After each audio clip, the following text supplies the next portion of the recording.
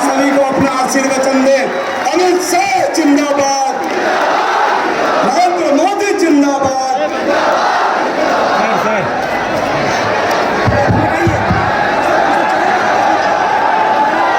मेरे साथ बोलिए, भारत माता की। भाई ऐसी आवाज नहीं चलेगी। 24 और 25 में मोदी जी के नेतृत्व में यहां सरकार बनानी है क्या नहीं बनानी है? तो मेरे साथ दोनों हाथ उठाओ, उठाइए दोनों हाथ, विजय के संकल्प का मुट्ठी बींचिए और प्रचंड आवाज से बोलिए, भारत माता की। हमारे प्रदेश अध्यक्ष और विधान परिषद के नेता श्रीमान सम्राट चौधरी जी, यहाँ के पूर्व सांसद और लोकसभा के सांसद, मेरे साथी मंत्री श्रीमान गिरिराज जी, श्री नित्यानंद राय जी, श्री अश्विनी कुमार चौबे जी, श्री राव साहेब पाटिल दानवे जी, सुशील मोदी जी, डॉक्टर संजय जायसवाल जी, प्रतिपक्ष के नेता भाई विजय कुमार सिन्हा जी, हमारे वरिष्ठ सांसद राधा मोहन बाबू जी, श्री हरीश त्रिवेदी जी, श्री शंभू शरण पटेल जी, श्री राकेश सिन्हा जी, श्री विवेक ठाकुर जी, भिखुभाई दलसानिया जी, सुनील ओझा जी, नागेंद्र जी, तार किशोर प्रसाद जी, बहन रेणु देवी जी, श्रीमान प्रेम कुमार जी, श्री नंद किशोर यादव जी, श्री मंगल पांडे जी, श्री शहनवाज हुसैन जी, श्री राजेंद्र गुप्ता जी, और आज नवादा की इस पावन भूमि पर आए हुए प्यारे भाइयों, बहनों, माताओं और मेरे जिगर के टुकड़े जैसे युवा मित्रों, आप सभी को नमस्कार।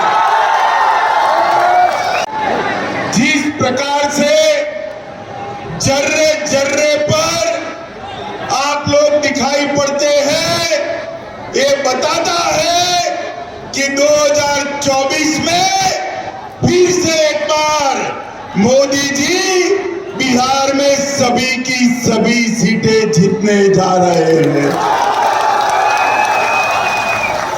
माताओं, भाइयों, बहनों, आज मैं लोकसभा प्रवास के तहत नवादा आया हूं।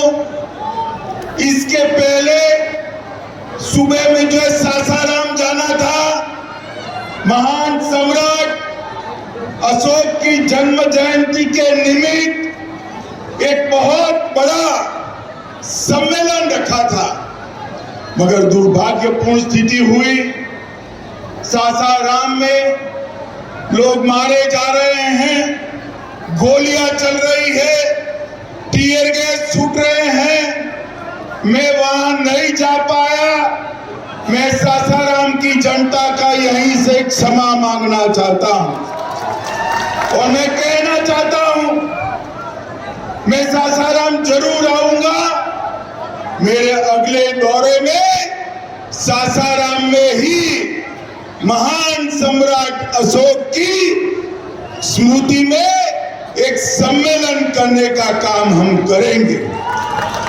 भाइयों और बहनों, बिहार में मैं ईश्वर से कामना करता हूं कि बिहार में जल्दी से शांति की स्थापना हो। सरकार को कहने का कोई मतलब नहीं है। मैंने सुबह गवर्नर साहब को फोन किया तो लल्लन सिंह जी बुरा मान गए कि आप क्यों बिहार की चिंता करते हो। अरे भाई, मैं देश का गृह मंत्री हूं। बिहार की कानून और व्यवस्था भी ये देश का एक हिस्सा है। आप नहीं संभाल सकते,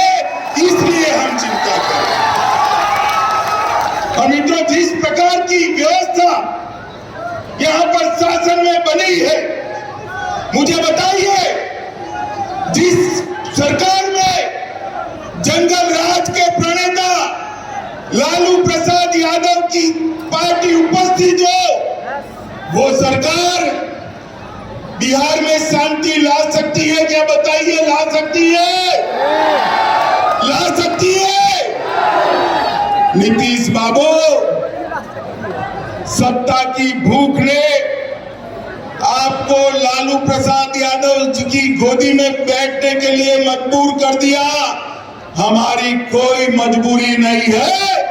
बिहार की जनता के बीच में जाएंगे, जन जन को जागरूक करेंगे और ये महागठबंधन की सरकार को उखाड़ कर फेंक देंगे।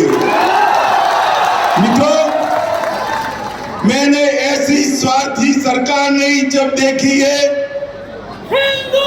एक व्यक्ति को बैठ जाओ भैया, एक व्यक्ति को प्रधानमंत्री बनना है और लालू जी के बेटे को मुख्यमंत्री बनना है। इसमें बिहार की जनता को पीस रहे हैं। मैं आज लालू जी को भी कहने आया हूं, लालू जी, नीतीश बाबू को आप जानते हो, प्रधानमंत्री वो बनने से रहे, वहां जगह खाली नहीं है।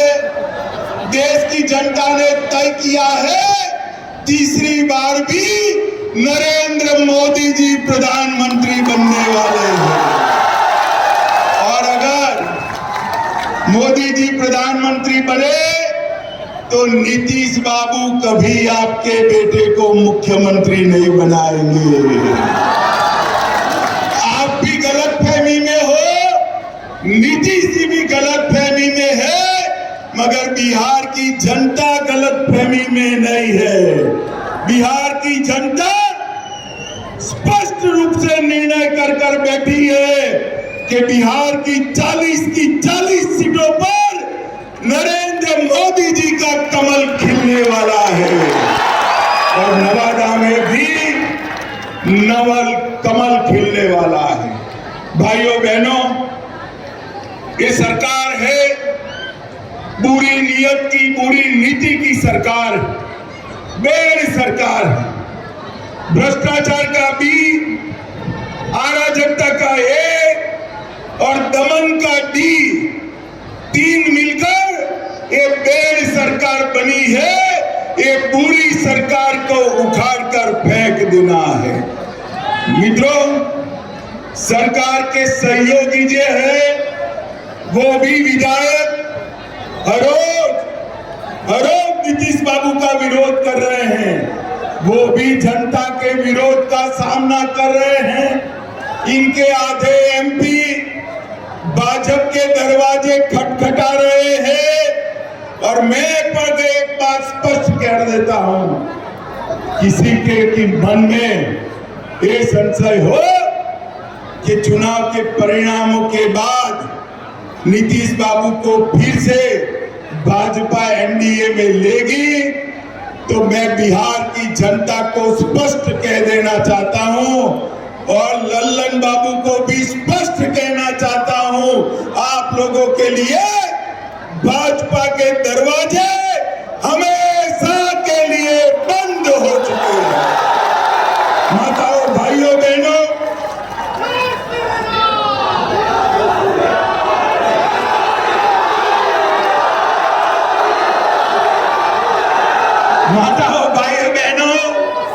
आपके नारे बता रहे हैं। जनता भी चाहती है कि अब नीतीश बाबू को वापिस न लिया जाए। यही चाहते हैं ना आप? यही चाहते हैं ना? ऐसा ही होगा, चिंता मत करिए। ये जातिवाद का जहर बोलने वाले नीतीश बाबू और जंगल राज के प्रणेता लालू प्रसाद अब इन दोनों के साथ भारतीय जनता पार्टी कभी राजनीतिक सफर नहीं तय कर सकती। मैं बिहार की जनता को कहकर जाना चाहता हूं। मित्रों, ये वादा खिलाफी करने वाली सरकार है और साहब सत्ता की लालच देखिए। लालू जी के बेटे ने नीतीश जी को सांप कहा, मैं फिर से बोलता हूं, सांप कहा, पलटू चाचा कहा, धोखेबाज कहा, लालची कहा, अहंकारी कहा, अरे गिरगिट तक के डाला, मगर नीतीश बाबू प्रधानमंत्री बनने के मोह में आज उनके साथ चले गए। इनके भ्रष्टाचार के कारण नवादा में खाद नहीं मिलता है, बीज की कालाबाजारी होती है। नवादा वालों चिंता मत करो, 24 के बाद, लोकसभा चुनाव के बाद ये सरकार अपने ही वजन से घिरने वाली है और भारतीय जनता पार्टी के कमल की सरकार बनने वाली है।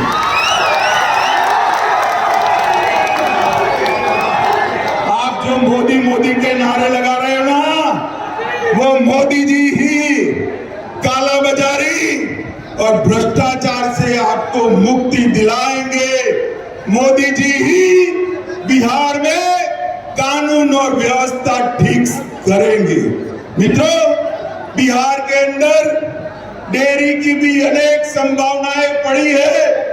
मोदी जी सहकारिता क्षेत्र में 2 लाख ग्रामीण डेयरियां बनाना चाहते हैं। भाजपा की सरकार बनने के बाद बिहार की हर पंचायत में कोऑपरेटिव डेयरी बनाने का काम भारतीय जनता पार्टी की सरकार करेगी। मित्रों, मोदी जी ने ये नवादा के विकास के लिए ढेर सारे काम करे हैं।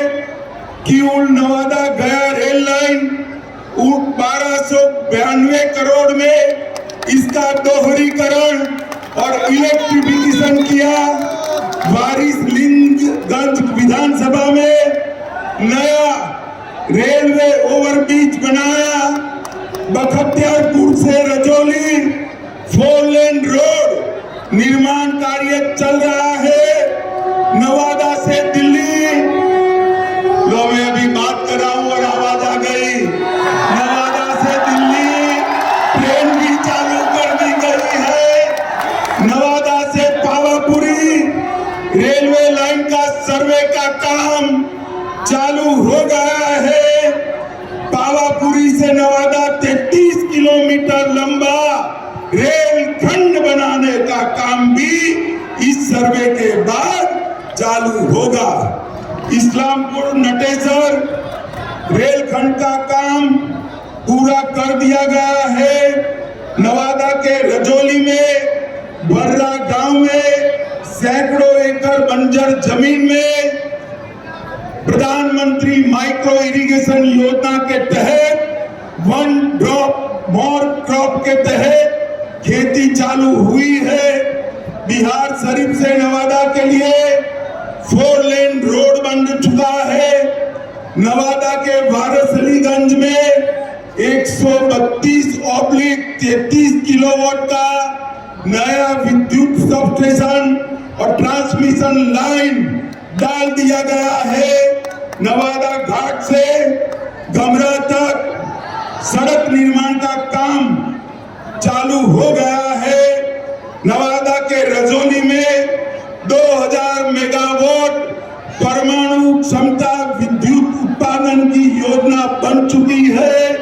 और इसके साथ मैं आज नीतीश बाबू को पूछना चाहता हूं, नीतीश बाबू, आपके जीवन में आपने कई पार्टियां बदली हैं, कई लोगों को धोखा दिया है, मगर एक बार जिस यूपीए में आप गए हो, लालू प्रसाद जी के साथ गए हो, इसने बिहार को क्या दिया बताइए।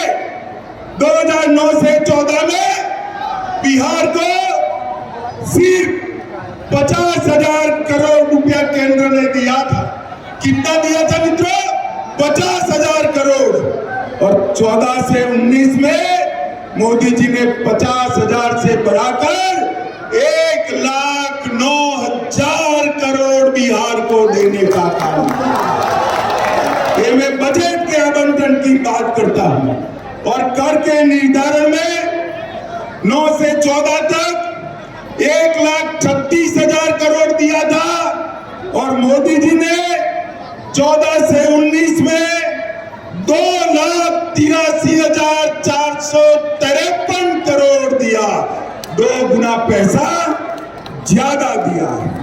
मित्रों, प्रधानमंत्री गरीब कल्याण योजना के तहत बिहार में 8,70,00,000 लाभुकों को 2 साल से मुफ्त अनाज दिया जा रहा है। हर महीने 4.25 लाख मैट्रिक टन अनाज बिहार के गरीबों को मोदी जी मुफ्त में दे रहे हैं, मुफ्त में दे रहे हैं। माताओं, भाइयों, बहनों, बिहार में 85 लाख किसानों को हर साल 6,000 रुपया देने का काम हो रहा है। 1.1 करोड़ 1,10,00,000 माताएं बहनें जोर से ताली बजाए। 1,10,00,000 माताओं को गैस का सिलेंडर देने का काम नरेंद्र मोदी जी ने किया है। आयुष्मान भारत योजना के तहत 85 लाख लोगों को मुफ्त इलाज की व्यवस्था की है।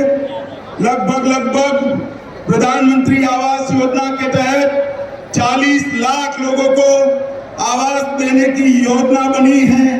1,61,00,000 शौचालय बना चुके हैं। 1.5 करोड़ आवास में नल से जल पहुंचाने का काम ये भारतीय जनता पार्टी की सरकार ने किया है। और मित्रों, मोदी जी ने देश को सुरक्षित करने का काम किया है। मुझे बताओ नवादा वालों, ये कश्मीर हमारा है या नहीं है? जोर से बोलो, है या नहीं है? धारा 370 हटनी चाहिए थी या नहीं हटनी चाहिए थी? मैं राज्यसभा में बिल लेकर गया। लालू प्रसाद यादव और नीतीश कुमार जदयू हमारे साथ थे। जदयू वाले फिर भी विरोध किया और कहने लगे मत हटाइए, मत हटाइए। एक तुष्टीकरण की राजनीति के कारण आतंकवाद चलता था। मोदी जी ने 5 अगस्त 2019 को धारा 370 हटाकर कश्मीर को हमेशा के लिए भारत के साथ। माताओं, भाइयों, बहनों, मुझे बताओ, अयोध्या में श्री राम का मंदिर बनना चाहिए या नहीं बनना चाहिए? अरे अंत तक बोलिए, बनना चाहिए या नहीं बनना चाहिए? ये कांग्रेस, जदयू, आरजेडी, ममता, डीएमके सब इसका विरोध करते थे। मोदी जी ने एक दिन सुबह राम मंदिर का शिलान्यास कर दिया और आसमान से भी ऊंचा राम मंदिर बनने की शुरुआत हो गई। मोदी जी ने हमारी सांस्कृतिक धरोहर का ही पुनर्निर्माण का काम किया और आज समग्र बिहार चिंता कर रहा है। बिहार के बिहार शरीफ में आग लगी है, सासाराम में आग लगी है। बिहार शरीफ नालंदा तो नजदीकी है, चिंता हो रही है सबको। मैं आपको कहता हूं, 24 में मोदी जी को पूर्ण बहुमत दीजिए, 40 में 40 सीटें और 25 में भाजपा की सरकार बनाइए। ये दंगा करने वालों को उल्टा लटका कर सीधा करने का काम हम तुष्टीकरण में नहीं मानते, हम वोट बैंक की राजनीति नहीं करते। हमारे शासन में दंगे नहीं होते। माताओं, भाइयों, बहनों, इतनी बड़ी संख्या में जहां तक नजर जाए भीड़ दिखाई पड़ती है। मुझे बताइए, बिहार की 40 सीटें मोदी जी को देंगे क्या? सुनाई नहीं पड़ता है मोदी जी को दिल्ली में? जोर से बोलिए, देंगे क्या? हर सीट पर कमल खिलाएंगे।